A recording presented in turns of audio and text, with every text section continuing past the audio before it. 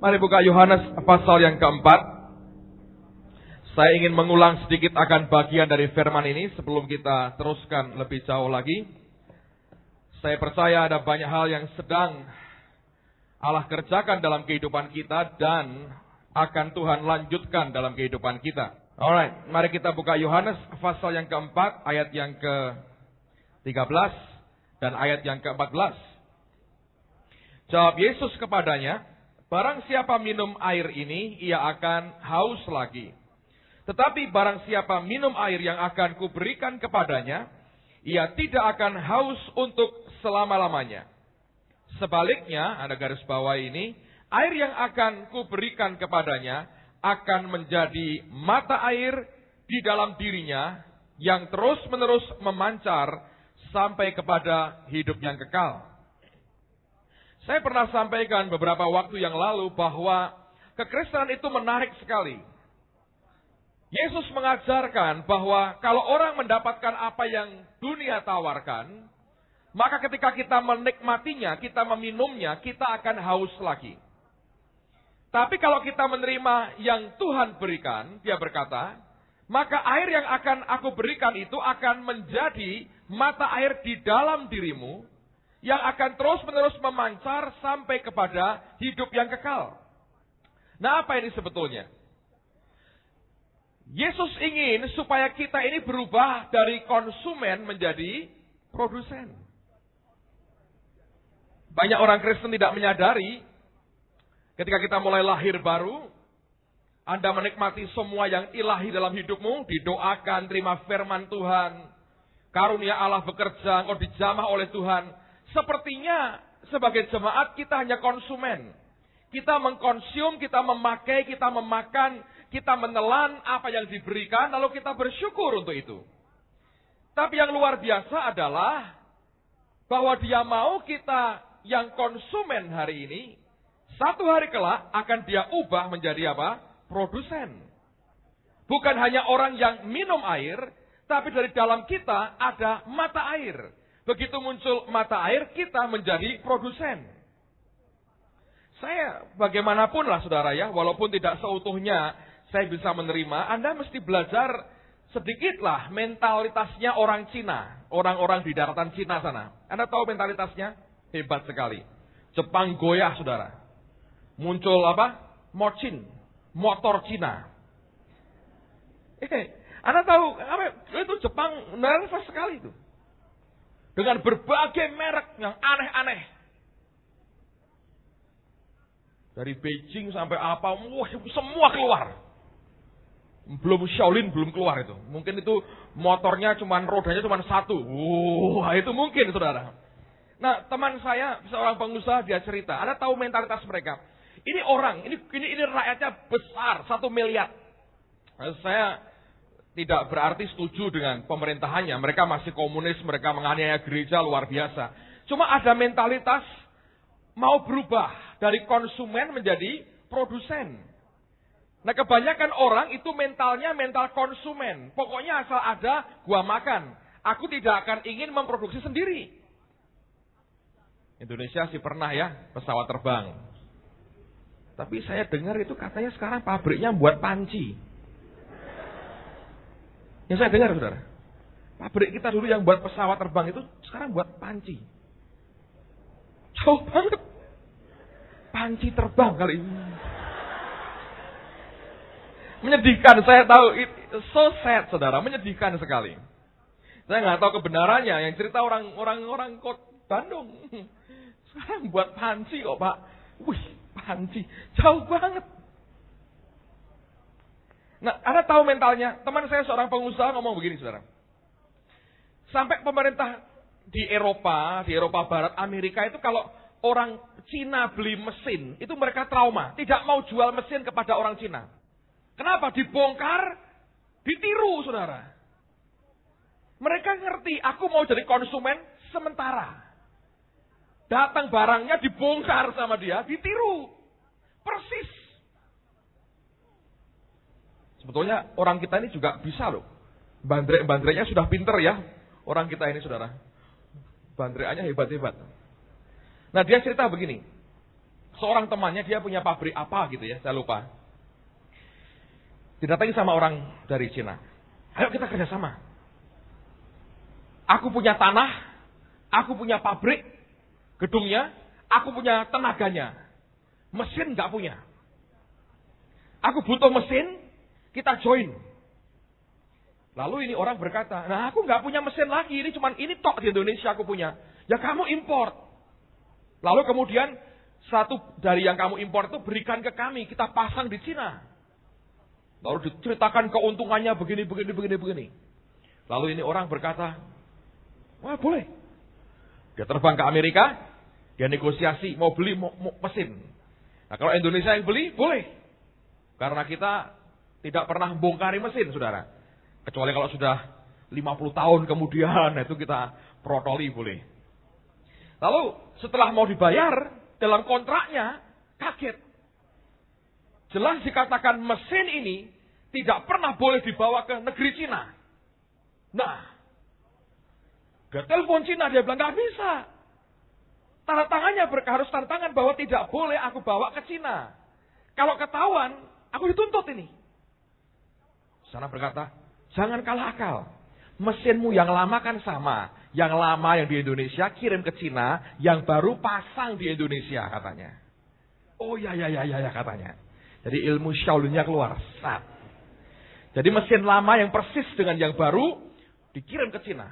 Mesin baru dikirim dipasang di Indonesia. Tidak nyalahi Amerika tuh. Karena mesin lama dibeli dulu tanpa perjanjian seperti itu. Amerika belum ngerti ilmunya itu. Ilmu silatnya kayak begitu tuh saudara. Nah, setelah dikirim, mereka minta dikirim minimal 2. Yang satu untuk kerja, yang satu dibongkar. Dibongkar, dilihat semua, kira-kira butuh setahun. Atau 2 tahun saya lupa. Lalu orang ini berkata, ayo kita kembangkan lagi usaha kita. Kita tambah mesinnya. Dia bilang, wah mahal. Aku gak kuat untuk tambah biaya untuk mesin. Kita gak bisa. Amerika sekarang berat sekali, dolarnya tinggi sekali. Dia bilang, loh siapa bilang kita perlu beli dari Amerika? Loh dari mana? Kita punya sendiri. Aku sudah buat sendiri. Persis saudara. Dia sudah buat prototipenya. Cloningnya sudah jadi. Jadi mereka tuh punya mental. Walaupun ini jelek loh saudara. Jangan ditiru ya. Ini merugikan hak cipta orang sebetulnya. Tapi mereka punya mental, aku tidak mau jadi konsumen. Terus menerus. Aku satu kali akan jadi produsen. Nah belum bisa nyetakan sendiri, bajak dulu. Yang penting ada hasilnya. Dalam sisi tertentu saya berkata, itu mental lumayan. Dan saya berkata pada Anda, Tuhan Yesus ingin berkata begini. Engkau tidak selamanya akan terima. Dia berkata kalau engkau minum yang di dunia engkau akan haus lagi. Tapi kalau engkau terima yang daripadaku, dari dalam dirimu itu akan menjadi mata air. Artinya dia berkata, dari konsumen engkau akan aku ubah menjadi produsen. Dari orang yang hanya menerima, aku akan ubah engkau jadi orang yang bisa menghasilkan dan memberkati dan memberi kepada yang lain. Nah kalau Anda bisa tangkap 2 ayat ini saja, saya percaya sesuatu yang luar biasa itu menanti kita, saudara. Kalau Anda punya kerinduan berkata, Tuhan aku tidak mau terus jadi konsumen. Satu hari aku harus jadi produsen. Saya beritahu saudara, itu kehendak Tuhan yang sempurna. Bahwa dari hidup kita akan lahir banyak perkara yang luar biasa, yang ilahi, bahkan mimpi pun Anda belum tega sampai ke sana. Tapi saya mau beritahu, dengan Allah selalu kita dibawa kepada tingkat-tingkat yang seperti itu. Nah, saya bersyukur bahwa saya percaya bahwa kita ini sedang disiapkan Tuhan untuk sesuatu yang luar biasa. Dalam tahun ini saya percaya Tuhan akan memberkati kita lebih luar biasa lagi. Saya bersyukur dengan 3.000 pelajar yang sudah dibawa kepada Tuhan dalam beberapa bulan terakhir ini ketika kita diizinkan masuk ke sekolah-sekolah. Saya masih menanti sekian ribu lagi akan dibawa kepada Tuhan. Dan doakan supaya mereka dibawa sungguh-sungguh dalam pertumbuhan yang sehat dan benar dalam Kristus Yesus. Saya tahu itu merupakan anugerah Allah buat kota ini. Itu anugerah Tuhan dan kepercayaan Tuhan buat kita.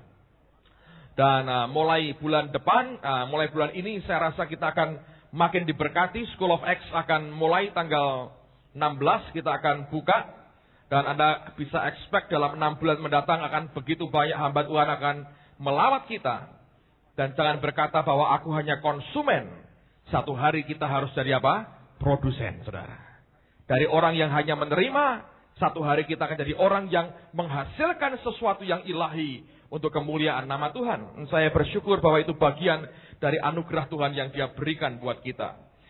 Mungkin sebagai informasi baik kalau tidak ada perubahan mendasar, bulan Mei nanti kita akan punya kerjaan besar walaupun satu hari.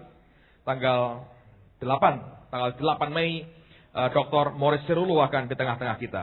Kalau Anda sudah saya ajari toh, jangan sarungan, sendal jepit, nongkrong di warung, terus makan begini, dan gitu lagi. Anda masih ingat? Saya harap Anda masih ingat. Nah, kalau Anda ingin sesuatu yang, coba mari kita makan steak sekali-sekali, saudara. Amen. Alright, itu nasi sambal pete enak juga, tapi sekali kita makan steak, coba makan yang lain sedikit. Dan saya percaya akan memberkati kita. Tanggal 8, Dr. Serul akan di tengah-tengah kita, dan saya percaya akan jadi berkat besar. Dan saya tahu dia seorang hamba Tuhan. Teman saya dari Jakarta berkata begini, Pak, itu orang kalau mendadak datangnya itu biasanya ada message Tuhan yang mau disampaikan. Saya bilang, saya nggak tahu.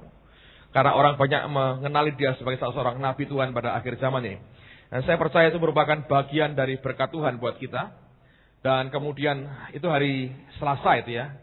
Hari Selasa tanggal 8, Dr. Sirul di tengah-tengah kita. Lalu Sabtunya tanggal berapa itu? 12? Sabtu tanggal 12 dan Minggu tanggal 13, Robert Lerden akan di tengah-tengah kita. Nah, itu kan saya buat di gereja aja. Tidak usah publikasi terlalu banyak, mungkin 10.000 brosur cukup lah ya, nggak usah banyak-banyak. Tapi kita mau buat di gereja. Dan saya percaya akan jadi berkat besar buat semua kita. Tapi kalau ada soalnya masih gini, gitu, nah terserah Anda. Tapi saya percaya ini merupakan blessing dalam 1 minggu Tuhan berkati kita luar biasa. Amen, saudara. Jadi saya percaya bahwa kita akan jadi produsen dan bukan konsumen terus. Saya percaya satu kali di tengah-tengah kita akan muncul orang-orang yang memberkati dunia. Amen.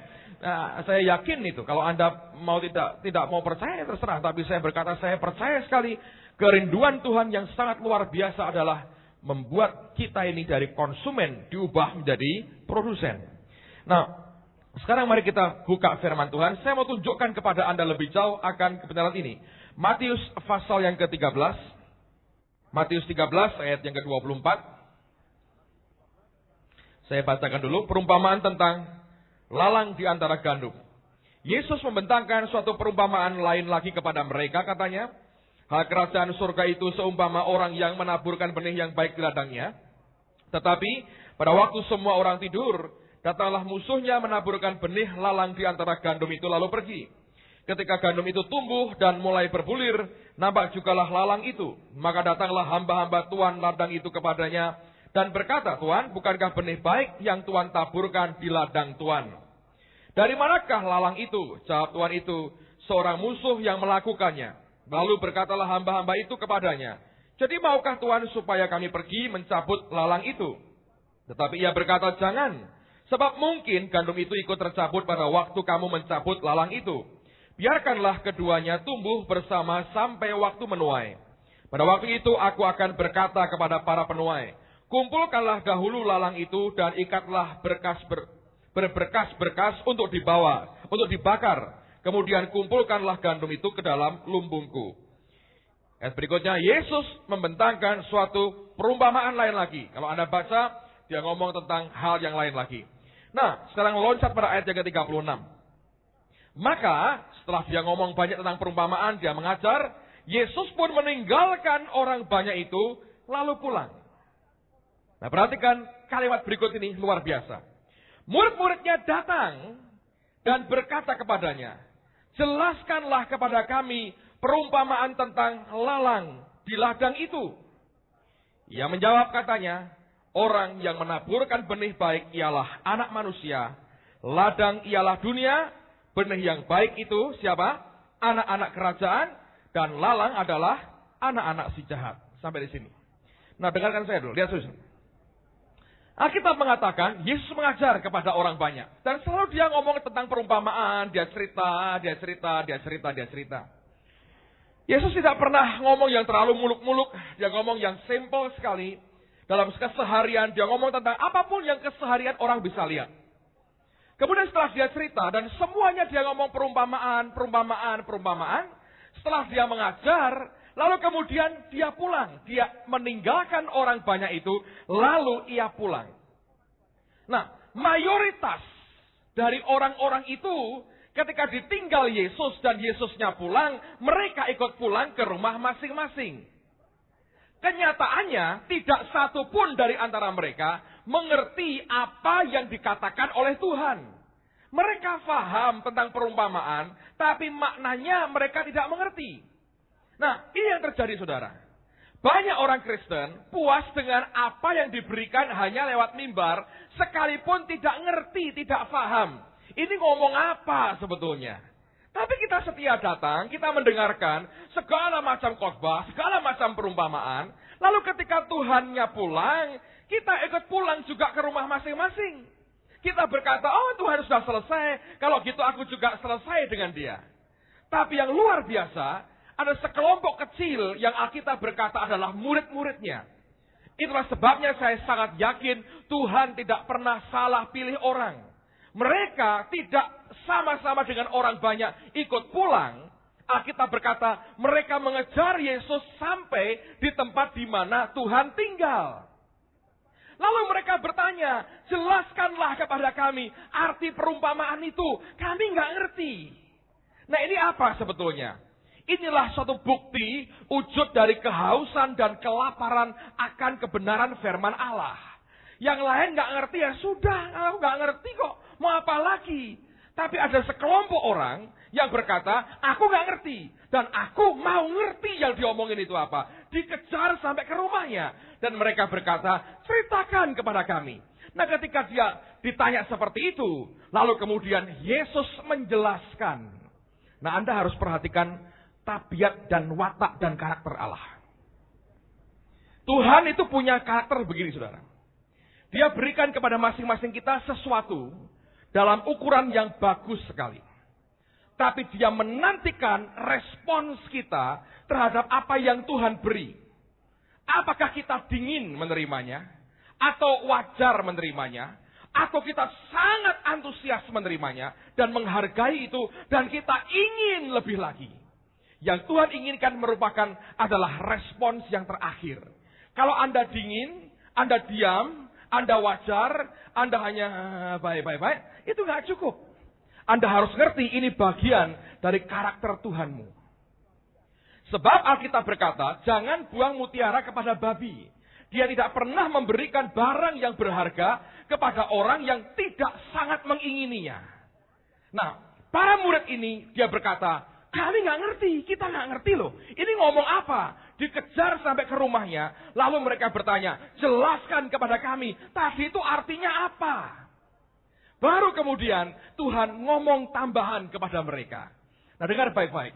Buat orang yang haus dan lapar akan kebenaran, yang ingin ngerti kehendak Tuhan dalam hidupnya, dan pengen ngerti apa yang Alkitab katakan buat dirinya, selalu ada extra menu buat kita.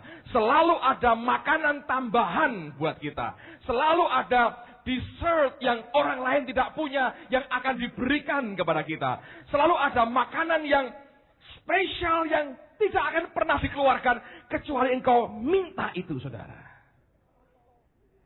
Dan oleh karena mereka minta itu, dia berkata, aku jelaskan, inilah artinya. Saya berdoa kita mengerti karakter Allah. Coba kita lihat dulu sekarang di Lukas pasal 24. Beri tanda di Matius tadi ya, kita akan kembali nanti. Lihat dulu Lukas 24. Lukas 24, mulai ayat yang ke-27 sampai 32. Lukas pasal terakhir, ayat 27.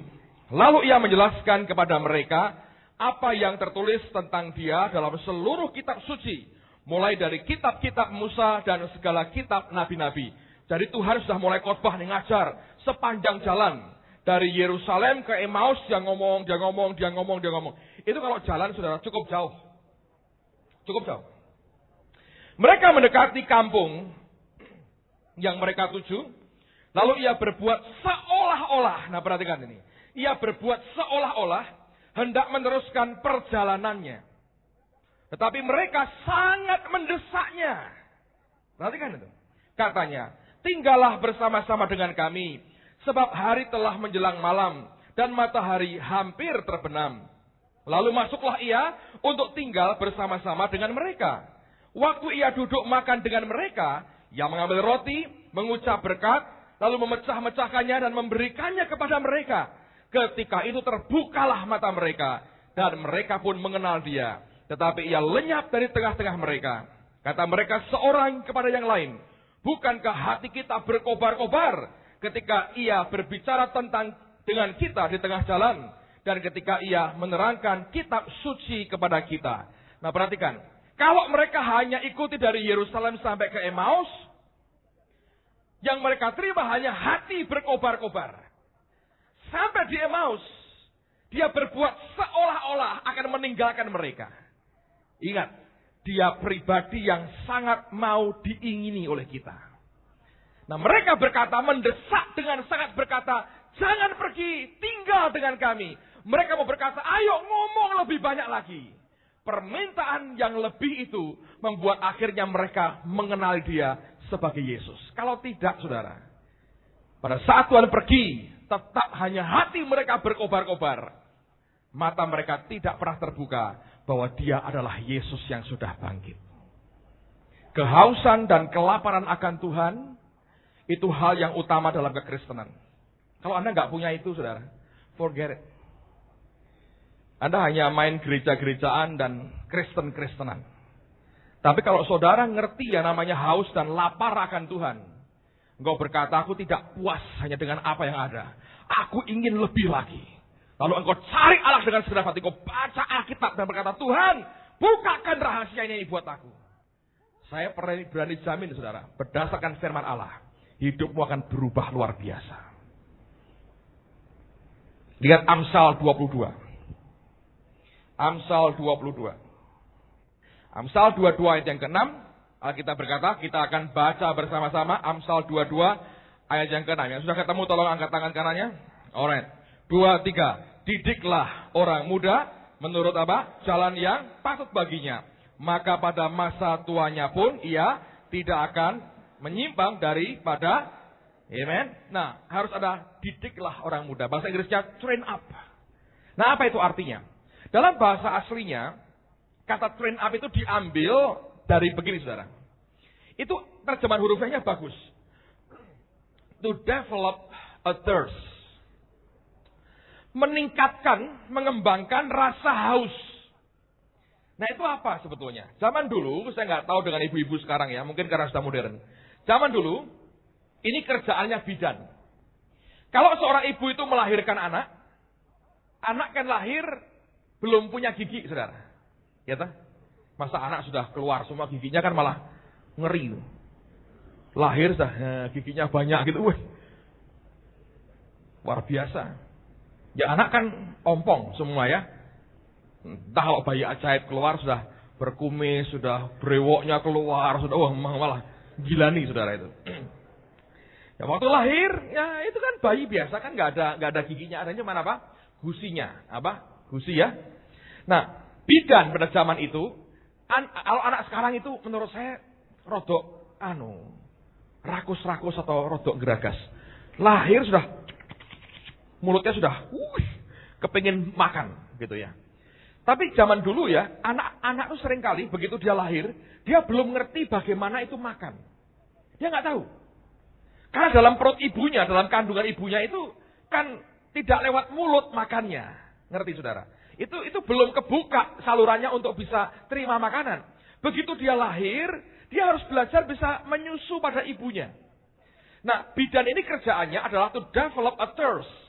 Dia harus menumbuhkan rasa haus pada si anak itu. Caranya gimana? Itu jarinya, telunjuknya, bukan jempolnya, saudara ya. Kalau jempolnya muntah itu. Telunjuknya ini dicelupin pada jus. Tahu jus ya? Jeruk lah, apalah gitulah kira-kira ya. Supaya ada rasanya loh. Kalau enggak kan rasa kulit ini. Jadi ada rasa dicelupin ke jus ya. Kemudian digosok-gosokkan di apa? Gusinya, di gerahamnya gini, gosokin. Nah, ketika digosokin gini, kan agak keri-keri enak, terus ada rasa jeruknya ya. Lalu si bayi itu mulai taste, mencicipi sesuatu yang aneh di lidahnya. Dia mulai dibuat sadar bahwa lidahnya bisa menikmati sesuatu. Lalu mulutnya bisa begitu. Ngerti? To develop a thirst. Supaya dia makan sesuatu, lalu kemudian rasa hausnya, laparnya, itu muncul. Lalu ketika diberi susu, dia minum dan dia hidup, saudara. Kalau dibiarkan, mati ini bayi, saudara. Demikian juga dengan manusia roh kita. Train up, artinya kalau Anda merasa kita anak Tuhan, Anda mesti sedia dididik, bahkan mendidik dirimu untuk mengembangkan kehausan seperti itu. Sampai yang engkau inginkan adalah firman Tuhan dalam hidupmu. Kalau tidak, mesti mati rohmu akhirnya. Akhirnya nggak ada apa-apa, akhirnya sudah habis.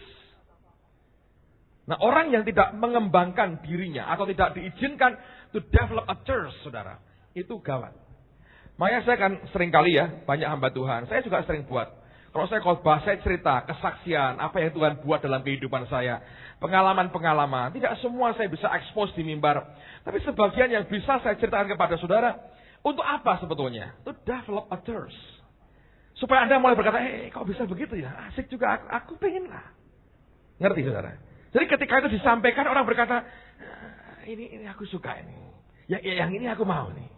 Nah, kayak gini nih, maksudnya ya ini kenyataannya begini. Itu seperti saya sedang masukkan jari saya ke jus, saya sedang mulai gosok akan gusi dan geraham saudara, saya mulai gosokkan itu to develop a thirst, supaya tumbuh dirangsang rasa haus dan laparnya. Dan bagi Tuhan, saya percaya juga bagi kita seharusnya ini merupakan sesuatu yang serius sekali. Saya berdoa kita makin hari, tiap hari jangan pernah lupa berkata, Tuhan berikan kepadaku rasa haus dan lapar akan Tuhan. Terus dalam hidup kita. Kalau Anda makin haus, makin lapar akan Tuhan, Anda kenali dia lebih lagi. Saya berkata luar biasa Tuhan kita itu. Anda tidak akan pernah bisa berkata, ya aku tahu semua. Makin Anda masuk ke dalam, Anda akan makin dibuat, wow seperti ini ya Tuhan. Sampai titik kau berkata, aku hanya puas dengan dia saja. Nah itu ketika haus dan lapar dalam hidupmu makin luar biasa. Amen, saudara. Nah, balik ke Matius 13. Apa yang kemudian Yesus ajarkan di sini setelah mereka bertanya? Inilah ekstra menu, inilah makanan ekstra yang tidak pernah disajikan kepada orang yang tidak pernah memintanya. Kepada mereka yang memintanya, dia berikan menu ekstra, makanan ekstra. Nah, apa yang dia berikan? Saya mau bacakan lagi ayat yang ke-37 dari Matius 13. Sampai dengan ayat yang ke-43. Yang menjawab katanya, orang yang menaburkan benih, baik ialah anak manusia, yaitu Yesus. Ladang ialah dunia. Benih yang baik itu adalah anak-anak kerajaan, Anda garis bawah itu. Dan lalang anak-anak si jahat. Musuh yang menaburkan benih lalang ialah iblis. Waktu menuai ialah akhir zaman. Dan para penuai itu malaikat. Maka seperti lalang itu dikumpulkan dan dibakar dalam api. Demikian juga pada akhir zaman. Anak manusia akan menyuruh malaikat-malaikatnya. Dan mereka akan mengumpulkan segala sesuatu yang menyesatkan. Dan semua orang yang melakukan kejahatan dari dalam kerajaannya. Semuanya akan dicampakkan ke dalam dapur api. Di sanalah akan terdapat ratapan dan kertaan gigi.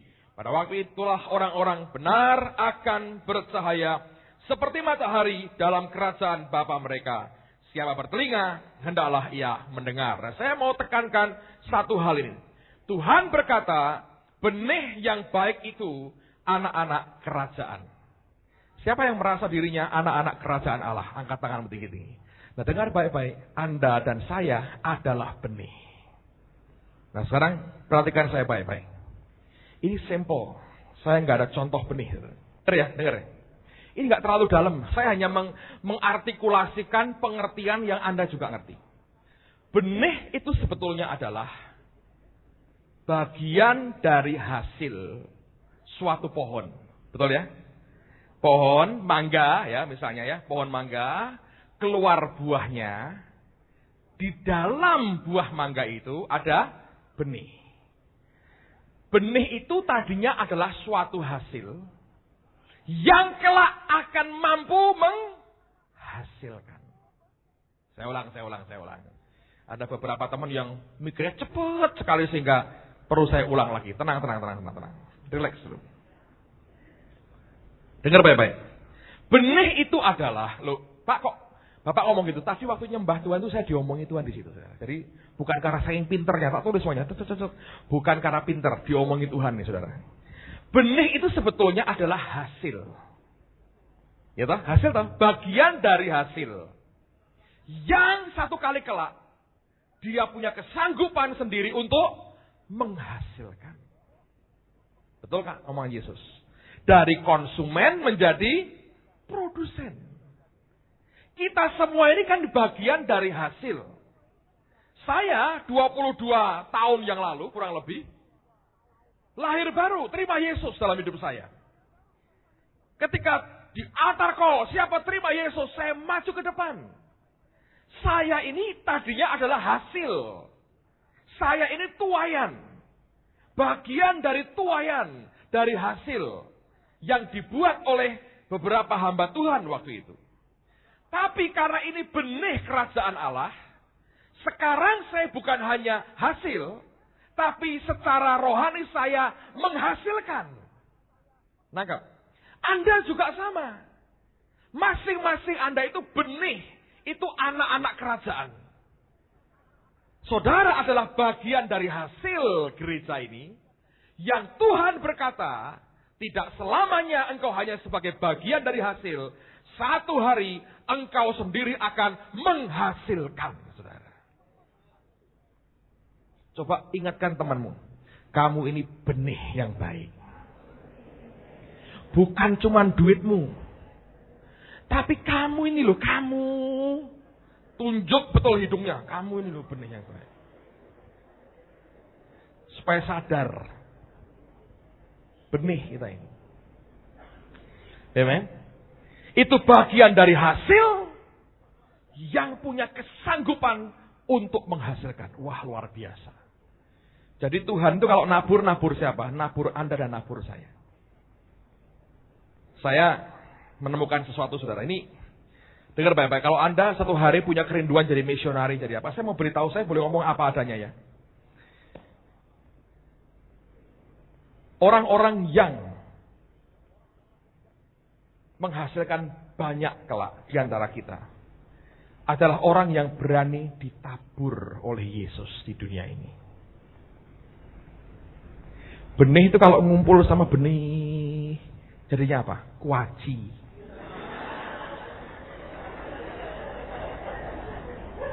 Jadi kita ngomong sederhana lah saudara, goblok-goblokan aja ya.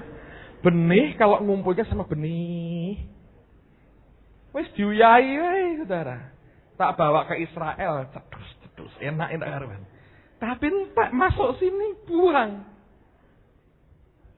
Kuaci. Nikmat sesaat, membuat kering bibir, tapi nggak ada hasilnya. Saya baca di Alkitab saudara ya. Yusuf ya, Anda dengerin, Yusuf itu ya, itu kan mimpi-mimpinya luar biasa. Impian, visi. Baca di Alkitab. Sampai dia ditendang keluar, dijual oleh saudaranya. Tersingkir, ditabur Tuhan di tanah Mesir. Baru kalimat Allah menyertai dia itu muncul di situ. Sebelumnya nggak ada tulisan Allah menyertai dia, nggak ada. Baca di Alkitab. Baru setelah ditendang, masukkan penjara, jadikan budak dulu. Baru kalimat Allah menyertai dia, baru muncul saudara. Jangan jadi kuaci. Anda punya teman-teman di sekolah masing-masing. Kalau Anda sukanya ngumpul di gereja dengan teman-temanmu, Anda tidak urusan. Kuaci saudara. Kita tidak pernah dipanggil jadi kuaci.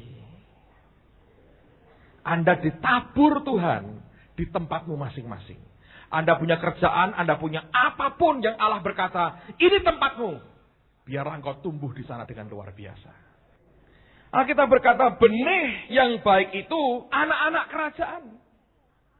Anak kerajaan, benih yang baik. Kita ini benih. Kita belajar soal keuangan. Uang yang ada pada kita juga benih, itu betul.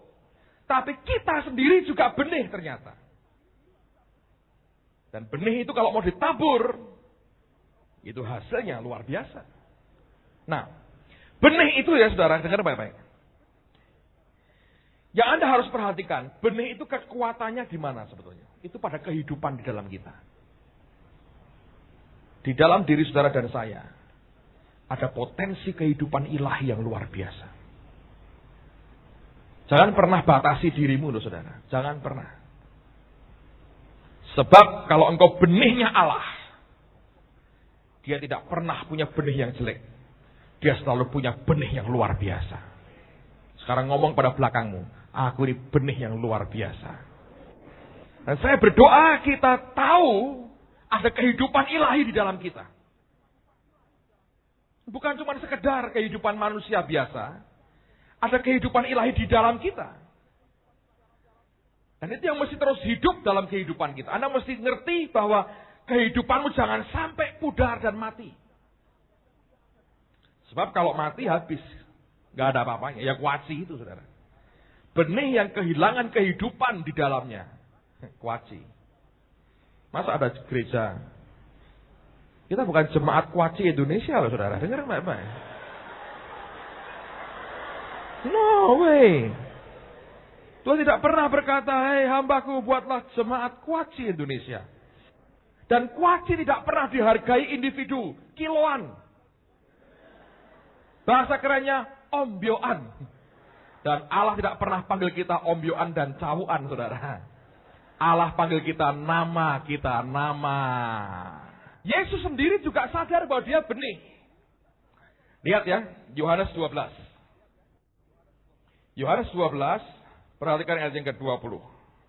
Di antara mereka yang berangkat untuk beribadah pada hari raya itu terdapat beberapa orang Yunani. Nah, sekarang saya mau ceritakan dulu saudara, backgroundnya. Yesus selama hidupnya, mandat Bapak Surgawi buat dia sebetulnya terutama adalah melayani orang-orang Israel saja.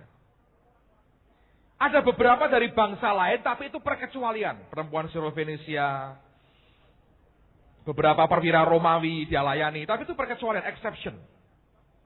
Dia berkata, aku ditugaskan untuk anak-anak aja. Hanya untuk orang pilihan, orang Israel. Tapi waktu itu, ada orang-orang Yunani yang mulai percaya. Terus, yang berikutnya. Orang-orang itu pergi kepada Filipus yang berasal dari Betsaida di Galilea. Lalu berkata kepadanya, Tuan, kami ingin bertemu dengan Yesus. Filipus pergi memberitahukannya kepada Andreas dan Filipus menyampaikannya pula kepada Yesus. Nah, perhatikan jawabannya itu aneh, saudara. Tetapi Yesus menjawab mereka katanya, telah tiba saatnya anak manusia dimuliakan. Aku berkata kepadamu sesungguhnya jikalau biji gandum tidak jatuh ke dalam tanah dan mati, ia tetap satu biji saja. Tetapi jika ia mati, ia akan menghasilkan banyak buah. Ini aneh jawabannya. Ada orang Yunani pengen bertamu, berkunjung, ngomongnya benih yang mati. Apa hubungannya? Hubungannya jelas sekali. Waktu orang Yunani sudah datang ke dia, Yesus sadar. Waktunya sudah dekat sekali. Bahwa kebenaran ini harus meledak ke seluruh dunia. Bukan hanya orang Yahudi yang akan terima Yesus, seluruh dunia akan datang kepadanya. Dan itulah sebabnya dia berkata, oke, aku ngerti kalau gitu. Ini tanda dari Bapa bahwa benih ini harus mati. Dan dia mulai mengatakan, kalau biji gandum tidak mati, tetap satu. Kalau dia mati, dia berkata, akan menghasilkan banyak buah. Dalam hidup kita, Anda dan saya mesti belajar hidup menyangkal daging. Itulah proses kematian kita. Nyangkal daging itu bukan ganti kulit atau ganti pakaian, saudara. Bukan. Betul-betul yang lama itu mati, yang baru itu muncul. Makanya baptisan selam itu kan simbolik. Anda dikuburkan, ya, lalu kemudian apa? bangkit lagi sebagai manusia baru. Nah, banyak orang itu nggak mati. Tapi dia cuma ganti pakaian. Wah, ada cerita menarik saya ingin ceritakan pada saudara. Di Israel kami dengarkan cerita ini luar biasa. Itu cerita favorit kami selama trip ke Israel. Sejak itu populernya luar biasa. Anda tahu bahwa, sudah ngerti ya, ini kita ngomong tambahan, ini menurut saya. Yesus itu menderitanya lahir batin. Bayangin, di Israel zaman itu, nggak ada kecap, abon nggak ada. Sambal bajak, sambal terasi nggak ada. Ayo makanannya kayak gitu-gitu sudah. Betul. Mie Sichuan tidak ada. Anda kalau bahasa rohmu kurang kencang, tak suruh makan mie Sichuan 3. Langsung gitu. Itu mantap, itu karismatik betul saudara. Kalau kuat perutmu boleh dicoba. Dahsyat saudara itu. Bayangin itu Yesus tuh, waduh.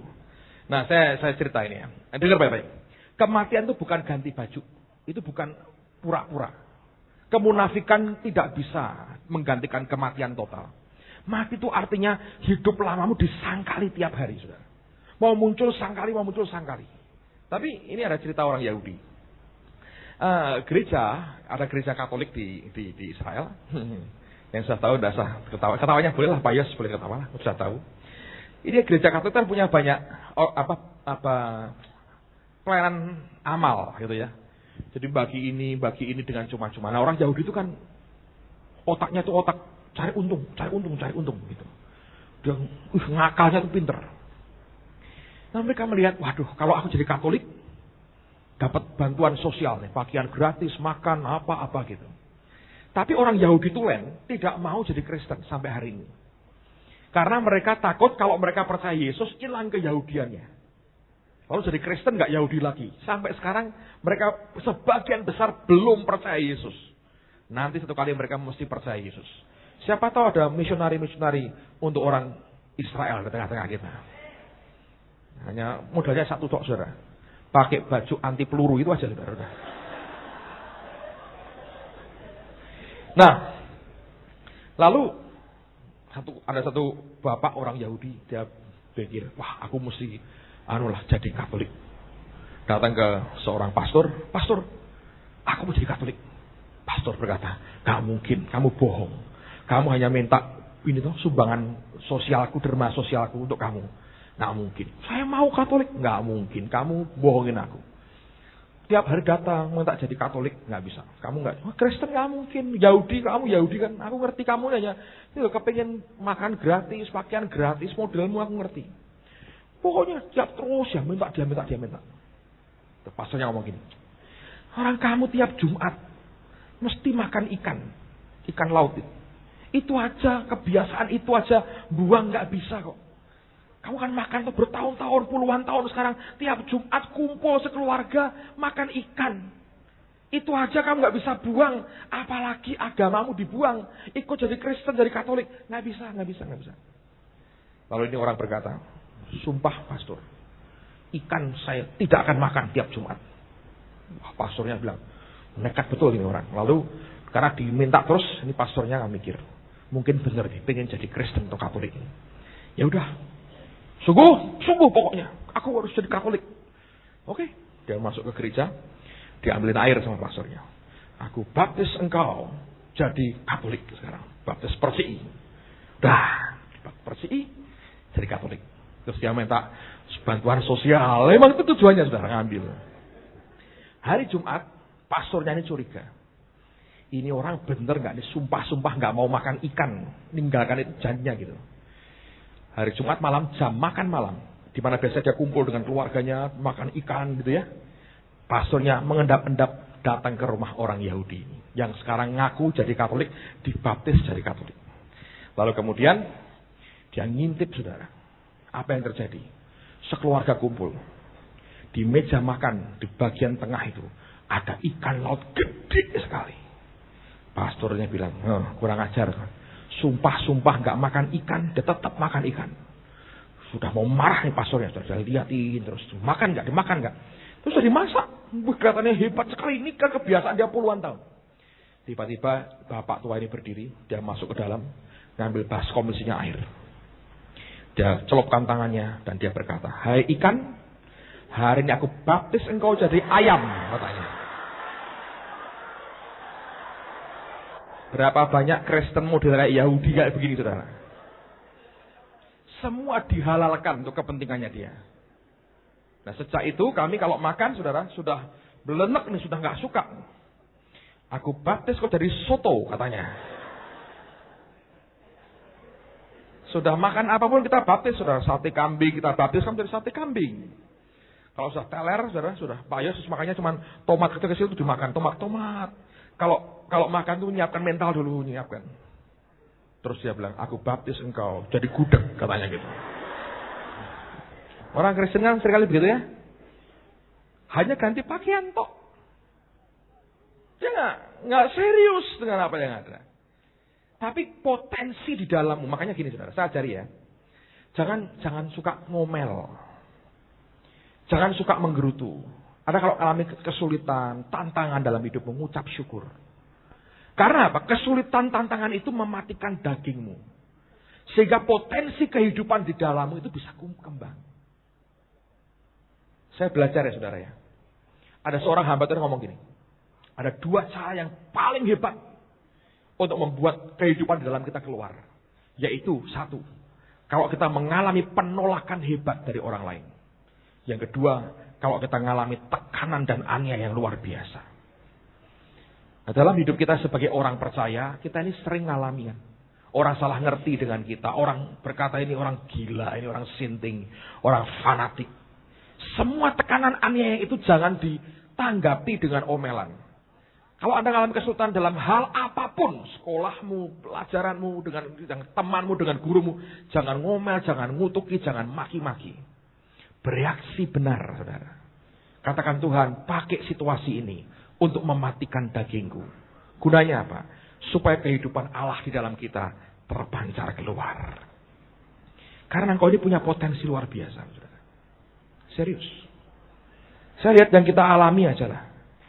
Karena ya saudara nggak bisa. Satu kali begini. Saya waktu ke Amerika yang terakhir ini, saya ketemu di kantornya Robert Leyden, ketemu 2 orang, Uf Ekman dan Robert Leyden. Anda perlu dengerin Uf Ekman. Terus kami ke tempat lainnya. Pak Adi itu ngomong sama saya gini, Pak Adi Sutanto dia ngomong gini. Beliau ketua sinode kita. Dia bilang, "Heran sekali ya. Anda kalian ini bisa ketemu dan bergaul dengan orang-orang yang sungguh-sungguh hari ini mempengaruhi dunia dengan ministrinya. Itu orang-orang bisa datang ke Semarang dan kalian bisa bergaul dengan mereka. Padahal kalau dipikir kita ini kan ya, biasa-biasa, saudara. Ya, secara manusia apa sih hebatnya kita? Secara manusia ya, nggak ada apa-apanya kita ini. Serius, saudara. Tapi yang saya belajar di dalam diri orang-orang yang kelihatannya biasa-biasa begini, ada kehidupan ilahi. Nah, yang ilahi itu yang luar biasa. Kalau Anda dan saya mau belajar nyangkal dagingmu setiap hari, pikul salib dengan Tuhan. Belajar tidak ngomel, mengucap syukur. Belajar mengucap syukur. Saya senang satu kali Ibu Indri waktu doa pagi. Anda tahu kalau Anda sudah ke Israel, makanannya semuanya beda, saudara. Saya kalau mencicipi makanan di Timur Tengah, saya cicipi dengan mata. Ya, Pak Yos, serius. Bukan tak culeki sambal gini, saudara. Jangan itu dong, mosok gitu. Nah. Saya lihat gini, dikasih macam-macam tuh. Saya kan nggak suka makanan Mesir ya, saudara. Kayak makanan duniawi kan kayak berambang. Itu kan saya bawang, saya kan nggak suka. Itu kan Mesir, bawang merah, bawang merah. Itu kan Mesir lah. Saya kan orang tanah perjanjian, saudara. Jadi kalau sudah ada makanan itu, saya nggak perlu gini kok, nggak perlu. Soal gini, tidak. Saya bilang, "Kenapa Pak?" "Ini Paro, ada berambang." Dicipi. "Ngerti Pak?" "Tak incipi dengan mata." Sebelum lidahku tak korbankan, mataku lihat. Saya itu punya karunia-karunia lain loh, saudara, yang orang tidak punya. Karunia menyelamatkan diriku sendiri, saudara, dari semua yang tidak perlu. Karena saya kalau masuk ke mulut saya bisa muntah betul. Nah, saya belajar ya dari segala yang terjadi ya. Bu Indri ngomong begini. Dia doanya gini. Karena Anda tahu kalau sudah gitu ya, kita sudah nafsu makan nggak ada, nggak pengen makan. Tapi itu limpah banyak sekali. Jadi kalau kita makan ya, seperti Yosua ngitari Yeriko, saudara. Itu kan bisa makannya ujung ke ujung. Jalan ini. Muter. Balik tuh. Mau ngambil apa bingung. Kita hanya berkata, aku wis hafal, ini mesti kayak ngene tok isinya. Hari terakhir, saudara. Itu adalah hari di mana permulaan penyucian mereka menjelang puasa. Jadi selama 3 minggu mereka makan makanan yang halal untuk orang Yahudi. Itu nggak ada roti, itu nggak ada. Itu roti tak beragi seperti crackers. Rasanya, saudara, aduh. Untuk turis Amerika ngamuk-ngamuk. Saya lihat, saya duduk makan terpaksa. Saya ambil itu tak kasih selai, saudara. Yang lain nggak ada satupun. Mereka nggak tahan. Pop mie-nya keluar, ngambil air panas. Kalau makanan luar di dalam hotel nggak boleh, marah mereka. Jadi akhirnya air panas hotel dibawa ke bis, dituang makan pop mie di bis itu penuh pop mie. Bis Yahudi rasa pop mie. Itu ya saya dengar Pak. Kalau Anda sudah sampai titik begitu ada rasanya itu sudah. Nah, satu hari setelah titik begitu Bu Indri doanya bagus sekali. Tuhan, terima kasih Tuhan. Makanan limpah. Sekalipun tidak sesuai dengan selera kami, tapi limpah.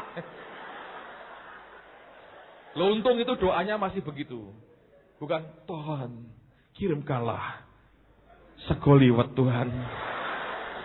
Untung saudara doanya begitu. Nangkep ya. Dalam keseharianmu saudara, Anda akan menghadapi yang sama. Ada hal-hal yang Anda tidak ingin sebetulnya. Sampai Tuhan, aku gak mau ini lagi. Tapi untuk mematikan kedagingan saudara. Ada hal-hal yang kita mau tidak mau, kita mau telan dalam hidup kita. Apapunlah Tuhan. Aku mau. Nyangkali daging. Sampai akhirnya kehidupan yang di dalam kita. Yang ilahi itu terpancar keluar. Nah waktu keluar. Anda dan saya berbuah luar biasa. Amen saudara. Karena kita ini benih. Bukan hanya kekayaan kita yang benih. Tapi kita ini benih. Dan kemanapun Tuhan taburkan kita. Ditempatkan dimanapun. Selama kematian daging itu ada menyertai kita. Selalu buahnya akan luar biasa. Memberkati yang lain. Amen saudara. Satu hidup pasti diserahkan ke Tuhan. Anda tahu jutaan orang akan diberkati. Ribuan orang akan diubah hidupnya. Kalau ada hidup yang mau diserahkan setiap hari. Paulus berkata, I die daily. Aku mati setiap hari. Anda menghadapi apapun, keluargamu, situasi ekonomi orang tuamu, pendidikanmu, apapun, jangan menggerutu saudara. Jangan berontak ketika proses kematian daging Allah izinkan terjadi dalam kehidupan kita. Ada hal-hal yang mau tidak mau, Anda telan saja. Saya belajar saudara, satu hari di Yerusalem badan saya sudah mulai meriang. Saya bilang, waduh, ini nih. Ya, saya minum vitamin sih. Saya nggak biasakan kasih obat-obat, saya vitamin aja. Dan akhirnya saya sadar, saya harus kasih makan badan saya. Dan ya itu nggak sesuai dengan selera. Saya coba mengkombinasi semua ilmu masak saya, saudara. Tapi ujungnya saya dorong dengan air.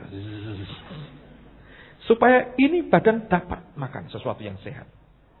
Dan saya berkata aku tidak mau buat pengakuan bahwa aku sakit. Aku percaya aku sembuh oleh karena bilur Yesus. Amen.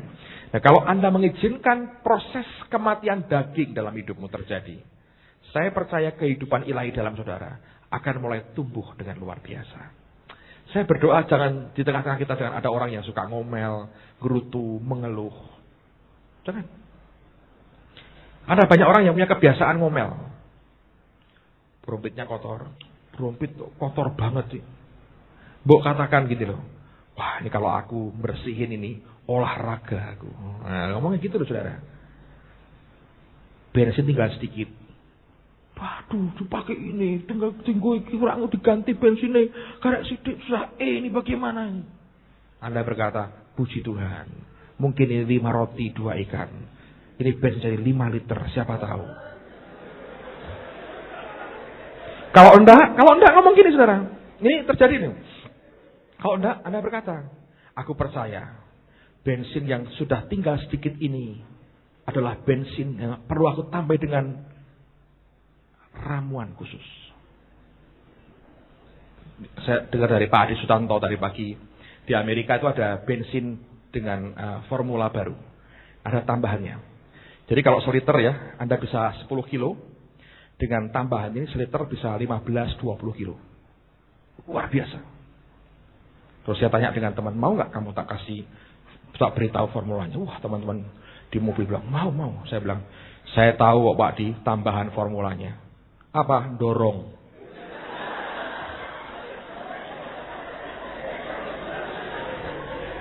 Saya lagi teler nih, saya ikut banyak ngaco. Dengar baik-baik, jangan ngomel. Banyak hal yang terjadi. Jangan ngomel. Mengucap syukur. Kuat. Kalau teman berkata, lu bensin entek-entek ini. Lu ini ngono formulanya, ngono tambahan. Apa? Ya tenagamu itu nanti. Nek mogok amin dorong. Murah meriah, saudara. Mengucap syukur. Ada banyak hal yang kita bisa pakai untuk mengucap syukur. Dan saya percaya Allah menghargai orang yang mengucap syukur. Kematian daging itu akan membawa akibat yang luar biasa. Amen. Ya, kita berhenti dulu saudara. Nanti ngelantur. Mari kita berdiri sama-sama. Tutup Alkitabmu. Tuhan, kami berterima kasih karena kami ini benih-Mu Tuhan. Bukan hanya yang kami miliki, tapi diri kami sendiri adalah benih. Hamba berdoa untuk anak-anak-Mu Tuhan. Ajari kami belajar bersyukur. Ajari kami bersyukur. Naikkan pujian Bapa Surgawi, ajarku mengenal betapa dalamnya kasih-Mu. Thank you, Father. Terima kasih Tuhan, terima kasih. Terima kasih.